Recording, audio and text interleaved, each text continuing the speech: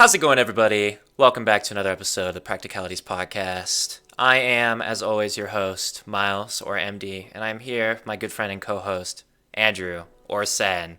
Like to take a second at the beginning of the podcast to address that we went on a small accidental hiatus, and we will hopefully return to regular uploading soon. There are a lot of roadblocks in recording this, so ideally we'll be back to weekly or bi-weekly after this episode. In the meantime, though, if you would like to see more of our great content, then please like, comment, and subscribe. As always, that helps the channel quite a bit, helps us grow. I know that the Sonics podcast just hit 1,000 views, and I am very thankful for that, as that is only our second episode of doing this. And it is because of people like you watching and supporting. So if you're already supporting, please consider that, and consider joining our Discord or supporting us on Ko-Fi. There are all sorts of benefits, and I encourage you to check those out at the end of the episode. As always, links will be in the description below. As far as today's episode goes, we have a doozy of a topic for sure. And this is one that we've sort of been talking about doing for a little bit now, but it's just a hard place. There's not really a well-defined area to jump in anywhere here. So I'm just going to give it to Andrew, and he can try his best to introduce what we're going to be talking about today, and we'll go from there. That's what we're going to do. So I've been wanting to talk about this for a little bit because it's something I often have to come back to and reevaluate, just like try to understand. It's something that gets brought up to me a lot in different ways. And the best way to like phrase this or pose it, is how do I make Smash simpler? How do I make the game a little easier to understand when you're taking in all this information? You're like on your journey to improve, and you're learning all these like different ways to view the game, different ways to play the game. It gets more and more complicated, and sometimes it feels like when you're playing, the game's just going too fast. Even like when you have a lot of experience, you're going to always be taking in more things. It gets really easy to tunnel vision, get kind of like fogged up in your brain. Again, I have this happen to me all the time. It happened less than a week ago where I'm just fighting like these fast characters, and I'm like, what's going on? Like, what are the decisions I'm supposed to be making? Is this just like RNG, who has the bigger gun? And it's hard. It gets confusing. So I wanted to like take a step back and think about it. How do I make this a little easier? It's actually something that Coach Ramsey's had a video on this. It's one of my favorite. It might be my favorite video of his, where he talks about. I call it using like the Smash tool belt, where you have all these skills that you've acquired, these like concepts that you understand, and when you're playing somebody, you are not going to have like immediate instant access to just like considering all of these concepts for every decision you make. A lot of this is going to be instinct, and you don't have the time, like in real time while you're playing the game, to like math this out. You can't consciously think about all of these like basically like checks and boxes that you have to consider before making a decision. But you obviously don't want to run in and do random things, because that's what it can feel like sometimes. And then you lose, or even you win, and you're just like, why? So I wanted to talk about how to pick the tools you need to beat your opponents. With that tool belt, which the more that you add to your repertoire, the more that you learn about the game, and even the more that you practice it, you'll have so many opportunities to do different things. It gets trickier and trickier to distinguish what's good here. Why is it good? And I know a lot of players, and I'm sure you guys have at least like felt this or seen this, and maybe another player, where it seems like you're watching somebody and they definitely like know how to deal with a lot of the things that they're losing to on the screen, but they're just like slow, and you're just watching them get smacked by things, and you're confused. I think this is because they don't know where to start. They don't know what to do with the information they have, or the skills that they have. I think that finding like the balance that you want to use, like picking out the tools on your tool belt, is never like an easy thing. It's not like an objective thing. I like to pick these out by asking my opponent questions. And this is really my answer to how to simplify the game. Is that when you're playing somebody, there's going to be plenty of spots where you just kind of want to have some kind of general implied answer for, so you can make a decision. It's always important that you make some kind of decision, because a lack of decision is just you're going to get outpaced, you're going to get ran over, the game's over. You're like not playing the whole game. And if you're just picking any decision, then adjusting is going to be like complicated, feel random, also bad, inconsistent. We don't like that either. So what do I do instead? A lot of the time, the questions I want to ask my opponent, especially like at first, are ones directly related to major win cons and lose cons. So what I mean is, like, I'm playing Sheik, they're at 0. How do I get a grab? How do I get a fair? Just things like that. Anything easy, reactive that I can like get these moves for. Those are like my first questions. And another big one is, how do I get stocks? And there are so many of these that I can ask, so many things that I can consider here, that a lot of the time, personally, I just build it against my opponent. I usually ask my questions based off of what I don't want to get hit by, what their strongest game plan is, especially in my case, because I specifically play such a flexible character. A lot of the time, I'm going to be playing more against the other character's kit, because I can usually do that well. So I'm playing the game. I'm just doing what I already understand that has been like established as my safer things to do. Common, good pressure strings, a bunch of Sheik fairs, spacing things out with down tilt, just playing in like my little mid range, because that's what's good for me. That's what's good for Sheik. And I like to look for, what do they do when I'm pressuring their shield here? How do they play around these platforms? I pay a lot of attention to when they feel the need to like dash back, when they feel the need to take stage, things that are important for me to know when I'm allowed to like press the A button. Those are usually what I'm looking for. And the important part is that a lot of the stuff I already understood to begin with, like my concept of stage control, how I want to ledge trap people, how I want to pressure their shields, the things that I understand and I'm comfortable with on their own. And I am ideally making adjustments very simply because of that. So it's like, I understand this concept. I have this skill. I have this thing in my tool belt.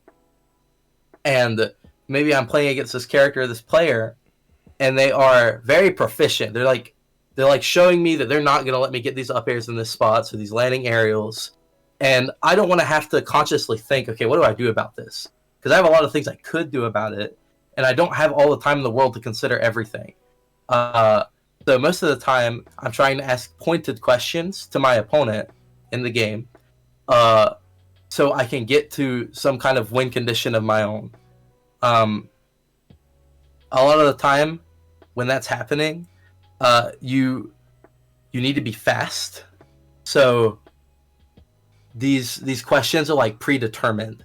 You can't go into a game thinking consciously, how do I deal with this? Because it's the same as like not having any answer for it at all. You're just gonna get ran over. The game's gonna go too fast, and then it's GG. And since these questions are so particular, a lot of the time you aren't gonna have like the luxury of having like the perfect questions for every matchup and every play style, because there's just too many things that could happen. And that's okay. You just want to kind of have a plan of like, these are the general things I'm going to be looking for. And you want your adjustments to be like that simple.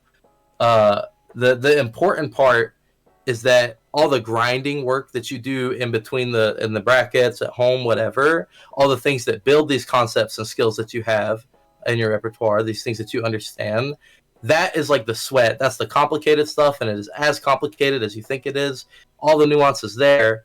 But in the bracket set, you need to be able to just shift gears. You need to be able to just be like, oh, okay, I've seen this before. I understood it in some way. Or maybe you don't, and you need to shift it from that. You need to spin it in a way that you can understand, and in real time, you can adjust and make some kind of impactful, relevant decisions. It's a very frustrating thing when the game feels like it's going too fast. You don't know where to put your attention.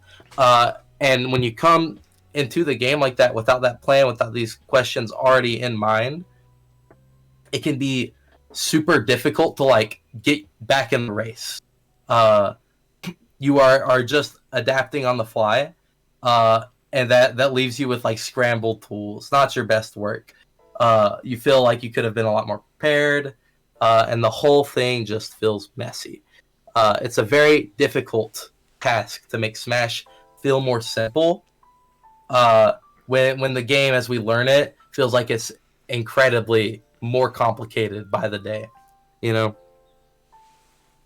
Yeah, absolutely. And really, there's just so many avenues to go down when talking about just the core of asking questions with your gameplay, because that's really sort of the foundation for everything that we do in Smash, whether we consciously realize it or not. There are many, I would say the vast majority of players who have played Smash in a tournament level have are unlikely to have framed it as a questions and answers thing in their brain consciously. A lot of it comes down to constant trial and error through practice and tournament play.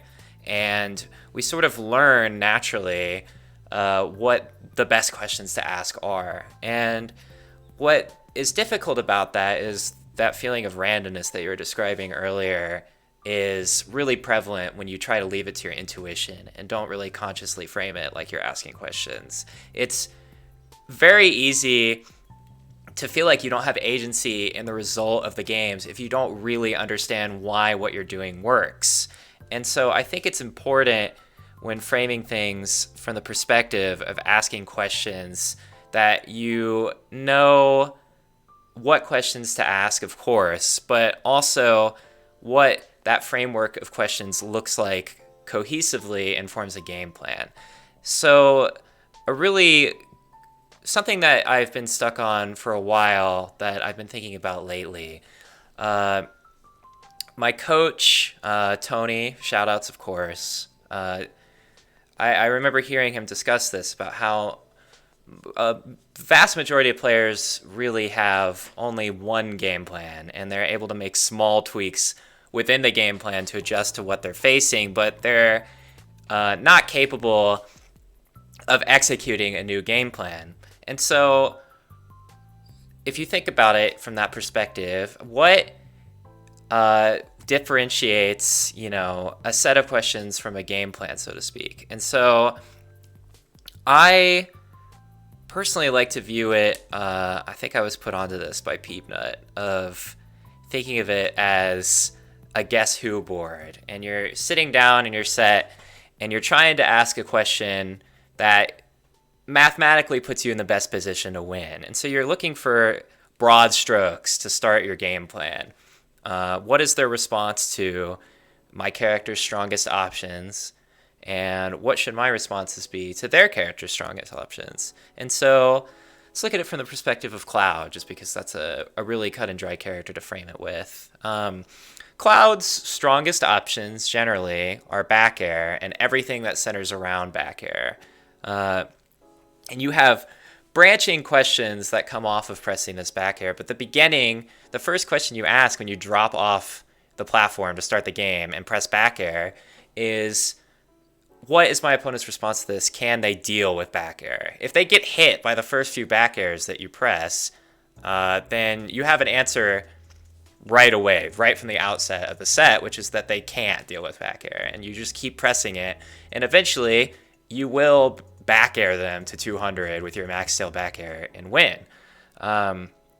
Unfortunately, this strategy will not work past the absolute surface level of play. People who play at parties and pick Kirby and down B. And so branching out from that Cloud back air are the questions of, you have your next set of slightly more specific questions. So let's say they shield the back air every time.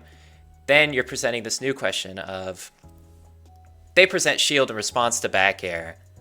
What are my options to deal with this. And as soon as the question becomes as nuanced as that, there are a million layers that present themselves because there's a million ways to deal with your opponent holding shield in ult.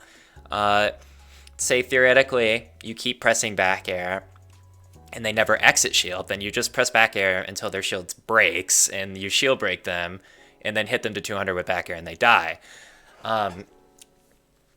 Obviously, as I said earlier, it doesn't actually play out like that. And so having the breadth of answers to deal with any individual question that you ask is really important. And that's sort of what we're talking about here with the tool belt, of having that array of answers to deal with every individual question that we ask. And so I think it's really important just to be aware of how we're framing the questions that we ask and how they come together to produce cohesive game plans. And developing that breadth of answers is sort of like one of the first steps that we take when we're transitioning past just like controlling our character and moving them around the screen, starting to break into the part where we can actually start playing the game. And that's how you could produce a feasible neutral with Cloud at pretty high levels of play, just centered around your one strongest option. And it works in reverse, of course, where if you identify your opponent's strongest option, they're sort of their glue, so to speak, then you're able to produce a cohesive game plan just around being able to deal with one of their strongest options. And so, obviously, reducing randomness in Smash comes down to just having as many answers and being aware of however many questions are being asked as is possible.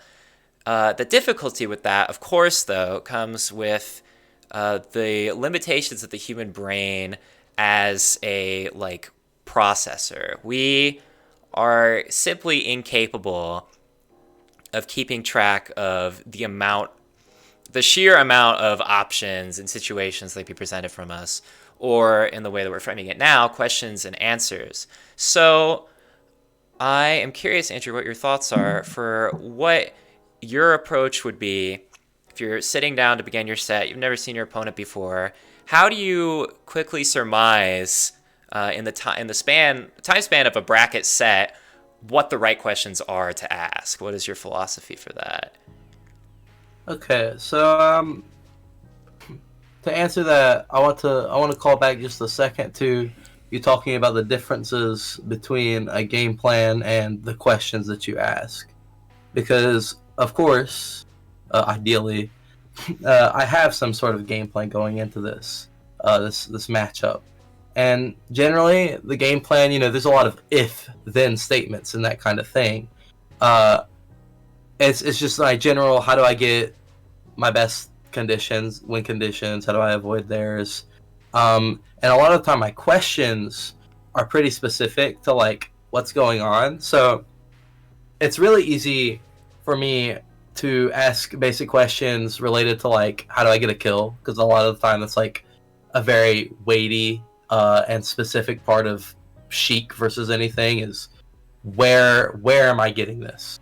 But what I really want to talk about is a lot of times when people talk about Ultimate, I'm sure everyone's heard Tweak talk about this, about how you don't want to just play rock, paper, scissors if you can help it. You want to pick the spots to fight, and it's what does that mean?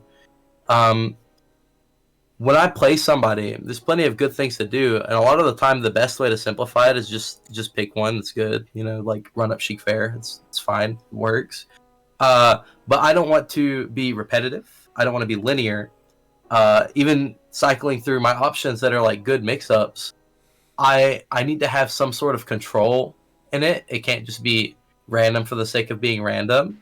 And there's too many possibilities looking at different interactions happening on the screen, different positionings. So a lot of what I'll do is I'll rush it. I'll immediately, I'll be playing somebody, and I'll just do some generic good, I'm going to nair on their shield because their out of shield is bad, and I'm going to do this basic pressure thing. And what I want to look at is what they're looking at. So my question is what are they paying attention to when I do this mix up? A lot of the time, this is how I stay on pace with somebody.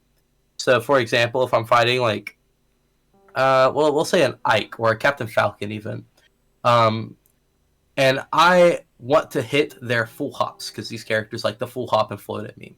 Um, a lot of the times I will just full hop, I'll fair swing, I'll back air, whatever, and she's very fast frame data, so I would stuff it out pretty like consistently. And then next time I enter this range, uh, I'm usually trying to pay attention to what their response will be. So sometimes they will do very preemptive rising aerials to air me. And a lot of the times that would work because their hitboxes are usually going to be bigger or fast enough. So I would stay on the ground and I'll see, okay, are they full hop air to airing me? If they are, I've set myself up to up air this. I hit them. Yeah, I won, I guess, right. It wasn't a very committal thing. I just had a guess. It worked out. Great. If they don't do that, now I'm watching, what did they do instead? Why didn't they do that? Were they not paying attention to this when I'm jumping here? Maybe they thought it was too committal. There's a bunch of reasons for why somebody could do or not do something. Of course, it's not always as simple as like yes or no, X or Y. But it gives me an idea as to where their attention is, their focus is. And if I'm fighting somebody, I enter this range, and maybe they're still shielding, maybe it's a repetitive interaction, it's the same as it was last time, then in my mind I'm like, okay, well, I don't really have an answer here, but I'm still okay with the situation of me hitting like jumps above their shield because it's really good for me. I'm not incurring a lot of risk. They have to do something preemptive to beat it. It was already in my game plan. This is already good. This is already like a green check mark, strong strategy. And they're not hitting me for it. So now I feel confident in playing more into this game plan. And it's basically that kind of thing in 100 different spots. This is something I pay a lot of attention to. There's characters who, for example, when they're getting off the ledge, they have very strong like wake up normals. Kazuya's the easiest one, or even characters like Greninja has like his wake up, low poke, frame 5 down tilt, kill confirms me at 70. So when I'm at 70, that is automatically, without asking a question, I am respecting that, and I am already like right there. My base game plan will be something that doesn't get hit by this down tilt. If they neutral get up and I'm going to cover it in some other way, I'm going to make sure I do it in a way that beats the down tilt. And I would ask questions basically directly into that. I play into this already good situation that I understood and set up for myself in my game plan. And I would watch and I'd be like, okay, well, how do they not get hit by this fair I'm about to do? How are they playing around me waiting in my shield? Whatever good option I choose to beat this Greninja down tilt. My question is, did it work? Why is it working? How are they getting around it? And usually these get super specific, and as they would for Sheik, Greninja's going to get around this a lot of the time by like full hopping. Obviously has other ledge options, but when he neutral get ups, he can full hop. I want to see some players will neutral get up and they'll just grab me if I'm holding shield. Some players will wait in the corner. They won't whiff if I am hovering above them. I just want to see the response to the situation I created for myself, so I can have more confidence in assuming my next mix-up is a good one. Because again, there's not really guarantees, and there is no perfect set of questions to ask because there's just so many maybes in Ultimate. Actually, in most fighting games, it's not even just an Ultimate thing, but it's especially prevalent in Ultimate because of the low end lag and high reward of a lot of just like the moves and things you can do in the game. That consistency is almost always about winning the war, never about winning the battle. You're gonna have to be wrong. You're gonna have to guess, and it's more important to know when that's like good to do. What questions do I want to ask? This first like came up in my mind actually because a friend of mine, we were watching his VOD, and he did like a weird homing attack, and that like didn't really do anything, and I was like, okay. The reason I don't like this isn't because it's bad. It definitely could have hit. It was like a decent mix-up. But what is this doing? This homing attack, it was like under the Smashville platform against the Samus. It's like, what are you learning from this homing attack? Because that was the problem for me. It wasn't like the homing attack was awful or it couldn't have like worked out in some way. But there were plenty of other options on the table there was no important question asked by this homing attack. So then it just felt like pointless aggression, and this exists in passive play too, where you're doing something just cause. When a lot of the time there are a bunch of options, so it feels like, oh man, you should pick something over nothing, but you want to make sure there's some kind of long-term goal behind that is contributing to you in another way. It doesn't cost anything. You are just optimizing something that was already going to happen. That is the beauty of pointing your questions in certain spots. And the last thing I really wanted to touch on in terms of why it is so important to ask these specific questions is scrambles. Uh, Scrambles in Ultimate are ridiculous. Like I said, low lag everything, high reward everything. Void Jab is the definition of like chaos. Scrambles happen, and sometimes you're trying to be on a certain layer, you're trying to go too fast, you like win interactions, lose interactions, and it's just like, why? Why did this happen? At every level of play, even top level of play, scrambles will be there. It's obviously more noticeable when you're dipping down to lower levels and you see the classic of like whiff, move, shield, spot dodge. I call it pogo sticking. Like just up, down, nothing's really happening. Both characters are trying to hit moves. Leapfrog. The reason you want to ask these questions are so these are more pointed. So you have some kind of, I almost said agenda, but direction that you're taking. You don't want to be aimless and random, even though you have so many tools that are just as good as each other a lot of the time, or similarly enough. And you want to have variety so you're not linear. So it's like, well, I got to do this mix up. And that's why having some kind of direction with the question you ask can feel like you're a little more in control. It gives you that sense of like small victories. You get an idea for what is happening in the game, and it contributes in little moments and overall to consistency and understanding what is happening in this bracket set in real time between you and that other guy. Like, what do I need to do? It makes it a little clearer, makes it a little simpler, and you can stay on pace without it feeling like you're just pressing buttons, because I know I feel that way all the time. You don't have to sacrifice speed or quality all the time. The goal is to blend in. And questions are, and this is just the way I phrase it, are my answer for how to simplify that thing. And you know, they're picking them out, picking your questions. While it isn't like, you just go in with the set, that's more of like the game plan thing. It's usually something you learn through test driving, trial and error, of how to simplify getting to your win con, responding to something that is beating out your game plan. I guess it's adaptive in a sense, the more I think about it. Yeah, and it absolutely, adaptive is definitely a good way of putting it, because obviously we adapt and adjust the circumstances of the questions that we ask relative to everything that happens in the game. And because of that breadth of context, I guess, it can be really easy to just get lost in it and experience that feeling of, just pressing buttons like you were talking about, or, at the lower levels of play, seeing that, like, really insanely low refresh rate, like, cycling of safe aerial shield, etc., etc. And so something that I'd like to touch on is pointing this towards the perspective of preparing for your opponents in advance. Less so once you're already in the situation, because obviously new questions are inevitably going to arise. But more so, preparing yourself to ask questions that you think will be meaningful and impactful.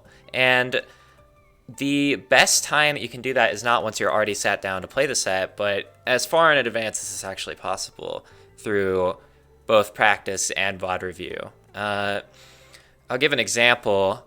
I recently was preparing for a sort of monthly mini regional sized event here, and I was preparing for a Game & Watch player named Ploopy, and Ploopy is a menace. Fire. Ploopy is a What menace. a crazy tag. He's been tearing it up. He's been tearing it up lately. The classic story of the 15-year-old Game & Watch prodigy, of course. And I try my absolute hardest not to go into sets blindfolded when possible, and I do. I frame it in my prep of getting ready to ask questions, like almost like I am like interviewing someone, and I need to understand. Going in advance, you wouldn't sit down at a professional interview for like a news channel or something and just wing it.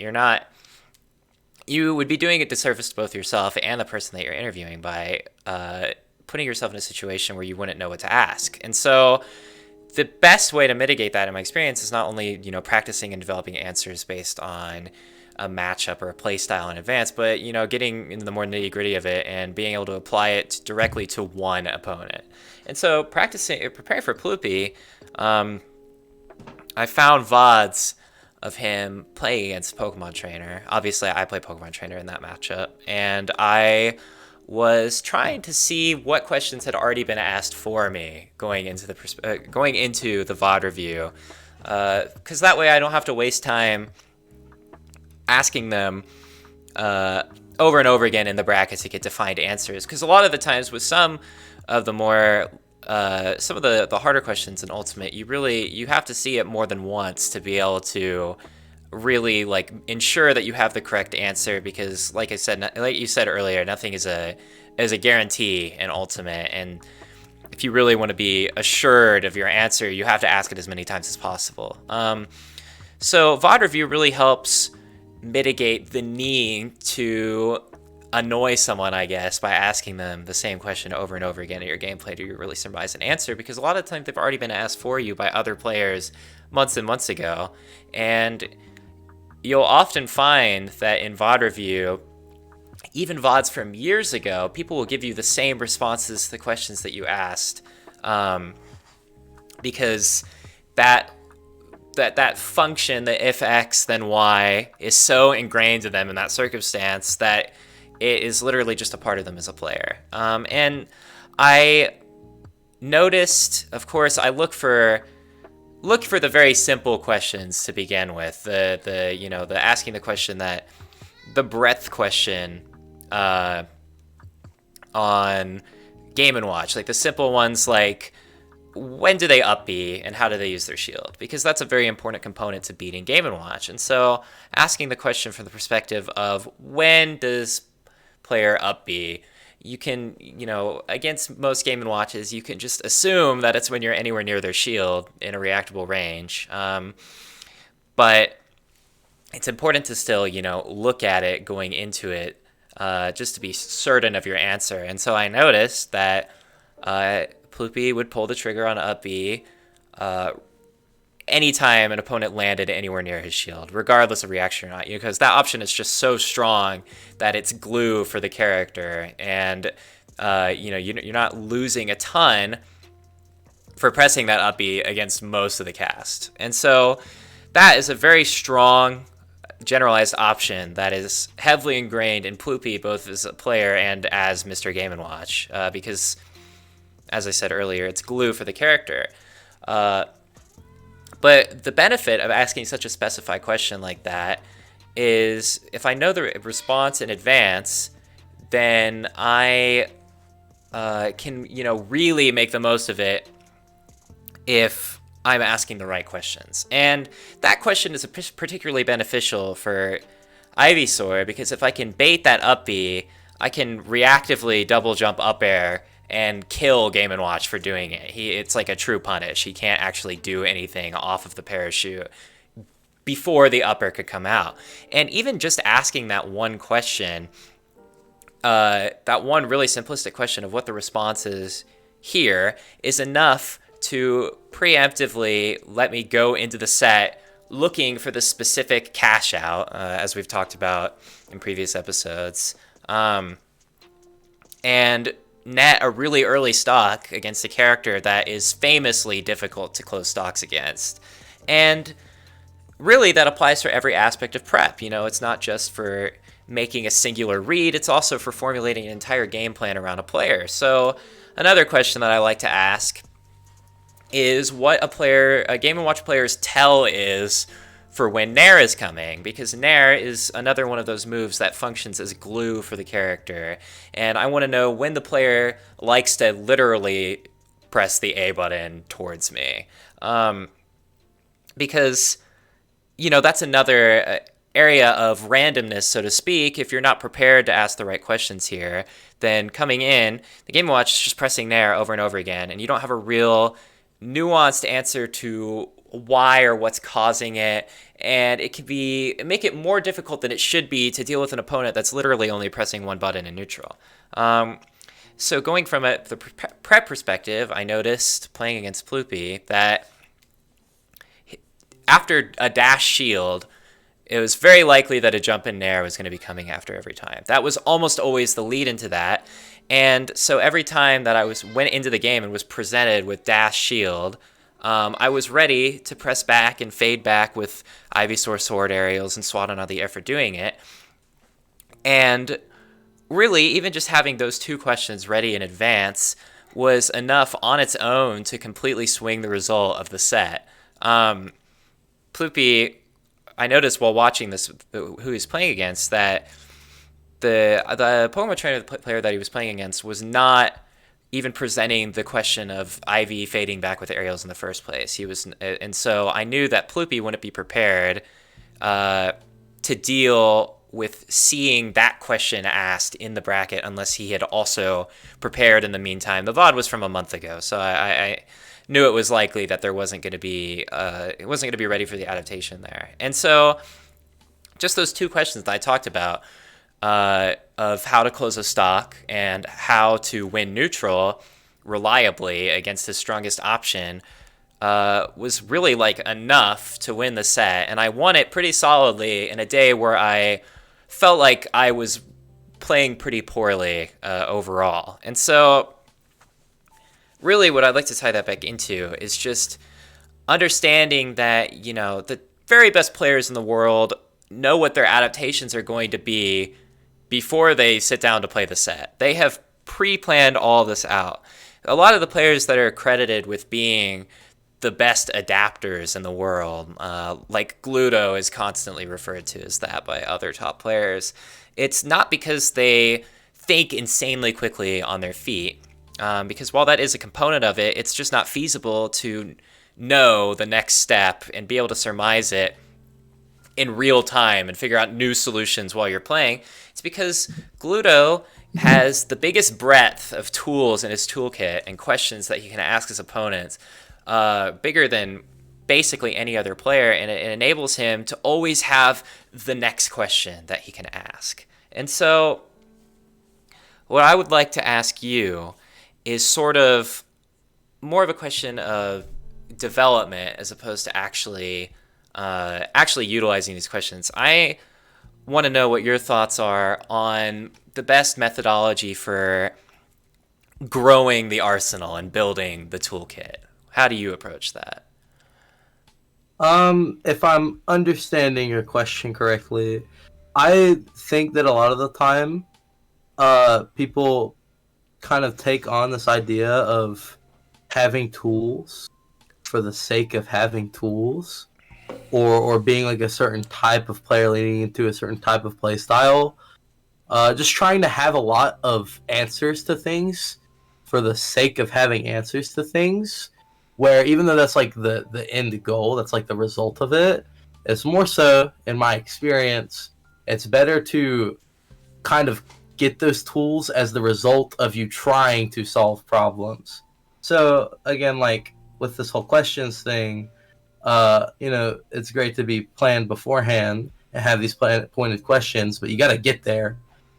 You got to the farther along in your Smash journey, the more things you're going to pick up on. The more ways you have to play the game, and that's the result of you finding problems that you don't know how to deal with, and you building on them over time.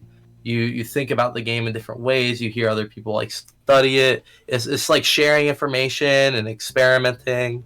A lot of the time, these answers to things are just experiments. That's all they are. just like I did this one time, and this works out, this beats this, something general like that. um I think that a lot of the time, since the game is so complicated, and there are so many ways to play it, uh people get hooked on like copying things, and just like kind of generalizing things too much in ways that they're not comfortable with or understand. And that's the most important part, is that this comes from your toolkit and not some general idea of a truth that you don't really mesh with yet. The way that you play and understand the game is like that because that's how you learned it, how you experimented, how you understood it.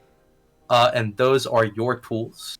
You don't really build on those like aimlessly or for the sake of getting more tools, because you won't know how to use them. You don't really understand it yet, so they're not even really there. So for like this tool belt thing, making Smash more simple. A lot of the time when I'm playing my opponents and I run into something that I don't actually know how to deal with yet, and it's like getting in my way. It wasn't really in my game plan. Now it's kind of a thorn in my foot. I wasn't properly prepared for this kind of thing. I can't just spit out an answer for it. So what instead I try to do is I try to point any kind of question that gets me back in like home field, like my territory, my familiarity, something that I understand intuitively in my own way, that I can like check off at a moment's notice as this is good, this I like. The real antithesis of this is when you have something that is literally taking up your entire like in the moment focus. Your entire like consciousness is stuck on these couple of things that you're not really sure how to deal with yet, and you're looking through your belt like, okay, is this good? What if I'm wrong when this happens? You're like going through it all, but you want to trust yourself and play Smash kind of intuitively in the way that you understand it, and you expand upon that like over time. But you work with yourself, is what I'm saying. You need to listen to yourself and not like fight anything. When something's not easily answerable with what you already have, then your goal is to shift it in some way to where you can understand it, because that's going to lead to the most like gain for you. After the match, you can go back, you can learn, you can lab, you can study, and that's great. That's what you should do. Gives you more perspective and awareness, gives you a wider array of tools to use, and that's what makes the best players the best players. It's that they have all of these answers for these situations. They know what works on what doesn't work on what, when they have to change that, how they have to change that, and they're comfortable executing it all. They understand it in it of itself. There we go. By itself, they can put it anywhere they need to put it, and that's part of taking the game and learning it intuitively, like understanding it. It being your play style is the result of the efforts you're making. You're not trying to work towards this general idea of, well, I'm going to do this thing because this is a thing I can do, or I need to fall into this style because it's this preferred style that is good against this thing. Those are like the result of you having done the work and problem solved to have the answers you already have in your toolkit, so you can recognize them and be like, okay, I want to use this. This guy plays in this kind of way. He's denying me this kind of situation. This thing is no longer relevant in this matchup. There's 100 conditions for literally every pixel a character can be on the screen. But you yourself learned so much about 7 of them. And you can flesh out these 7, and you understand that 4 of them are good here, but maybe not as good right now because you're at 50%. And that's what I'm talking about. Understanding that yourself, and being comfortable saying, this is good. I can check this box off. I'm allowed to do this. That's like what helps you pick what decisions you're going to make in real time. Because again, that's the important part. Once you need to ask those questions. Obviously, it'd be great to be perfectly prepared for every scenario ever, but that's just not how it goes. You just want to be able to switch your conscious to getting to the point where you can make decisions that you're confident in that are going to end up being like the most impactful. You want this whole thing to be as efficient as it can be. Just a natural process through and through that pushes you both in the immediate and long term closer to understanding and winning the game. Right. And something that you talked about just then was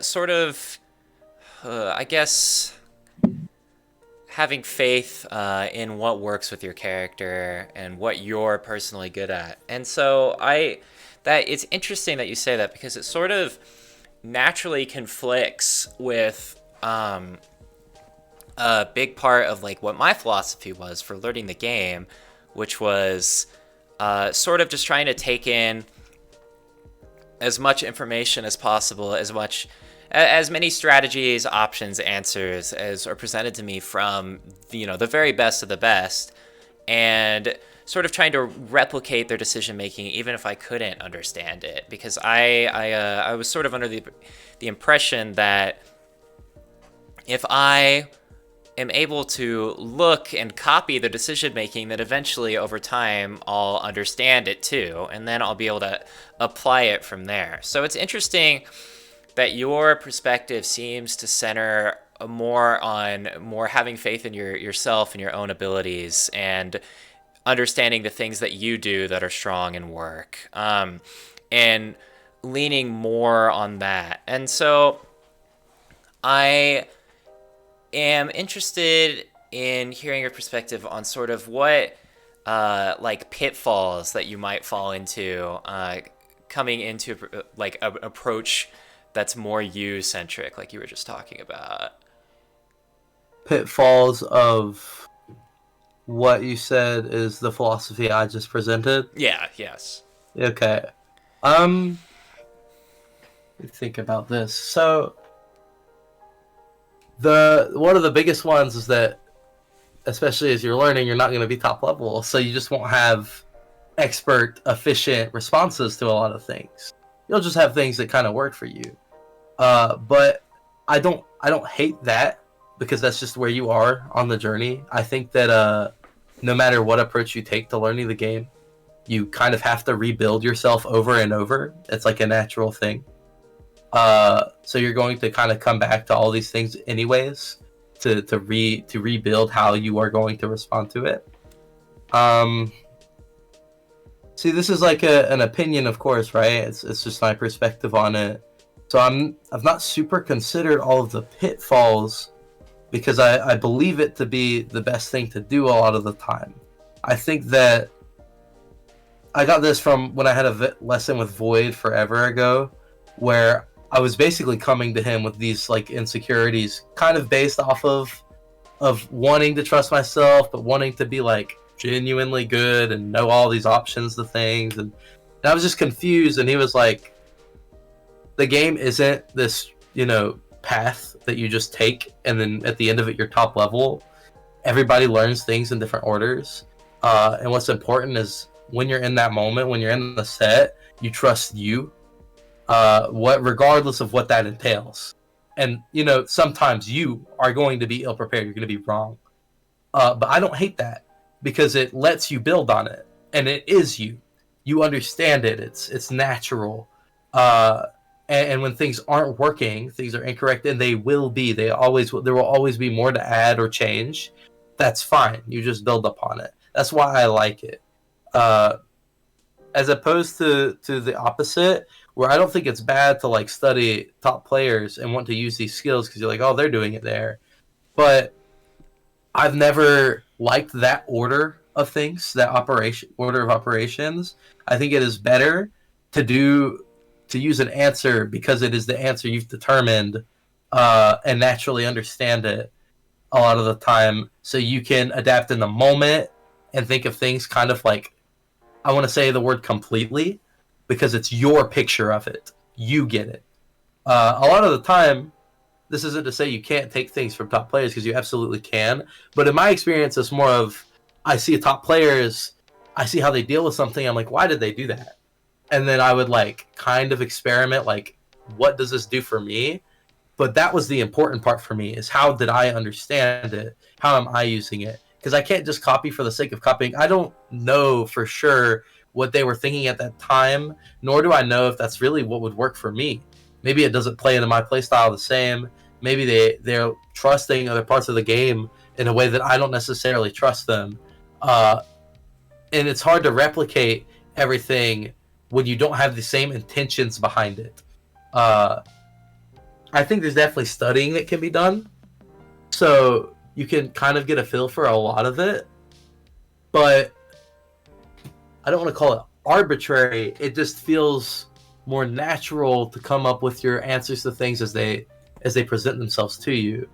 So again, you yourself in that moment, because that's what we're talking about, right? Like when you're playing the set, have your picture of it, and you can trust that and all of the little nuances that go into it, because you understood how it got there, and you understand like what you think it loses to, what you think is good.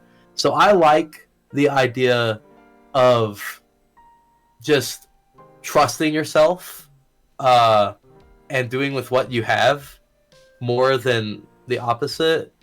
Because I don't think there is any perfect way to do it, but this gives you a more complete sense of what you're doing, and it feels more rewarding. Like you can move up and adjust all the same. I don't think that, and again, I could be missing something, right? This is just what I understand, but I don't think there's anything wrong with that at the moment. I can't name something I would call like an issue, other than just like, you know, the natural weaknesses of not being prepared for as many things and not having like high quality answers to things. But at least you understand, with whatever quality answers you have, why you are doing what you're doing. You have a better picture.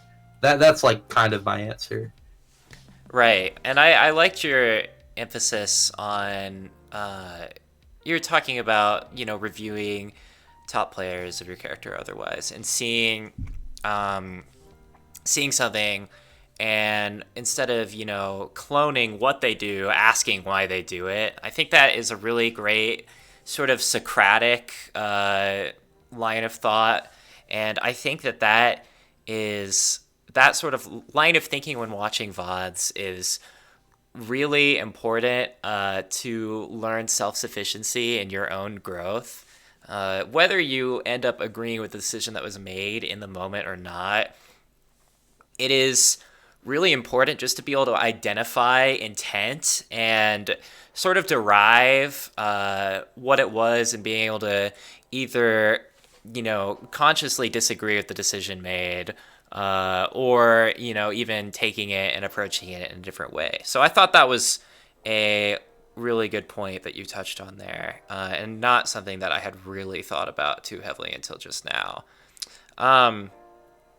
With that, I am sort of out of things that I necessarily want to cover with this. So I'm curious if you have any closing thoughts or anything before we call it, because I think this has been a pretty abstract conversation, so I'm sure that you might want to, you know, wrap it in a little bow before we end things. Yeah. With the nature of it being very complicated, very nuanced, it's hard to go and branch into a lot of things without getting so specific that we're talking about actual scenarios and examples all the time, talking about considering timings, the percents you're at, risk reward, delving into like a bunch of other things that are worth considering for sure, but it'd be inefficient to even try to do that on the podcast.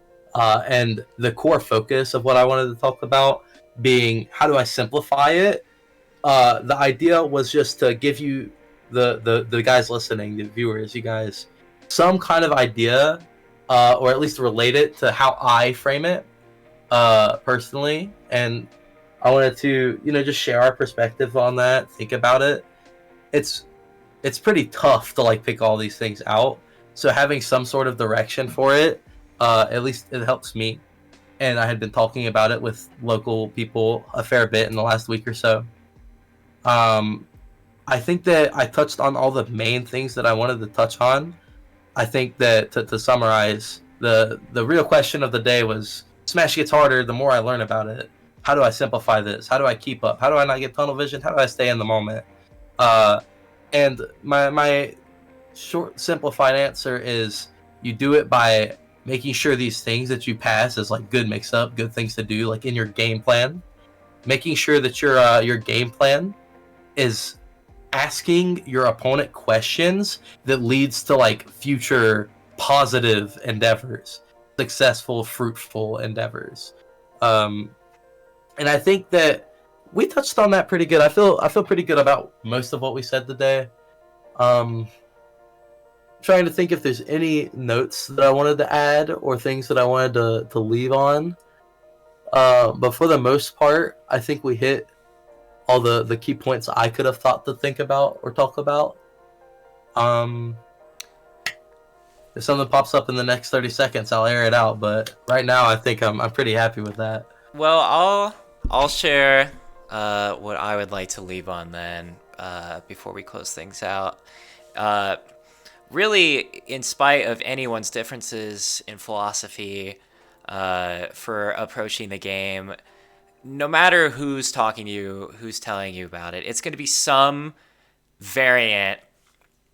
Their framework for thinking about the game as a whole is going to be some variant of asking questions and getting answers. So I think that one of the most important takeaways that I could give for leaving this episode is if you aren't already thinking about things from the perspective of asking questions, getting answers, and going from there, then try your best to do that. I think that's a really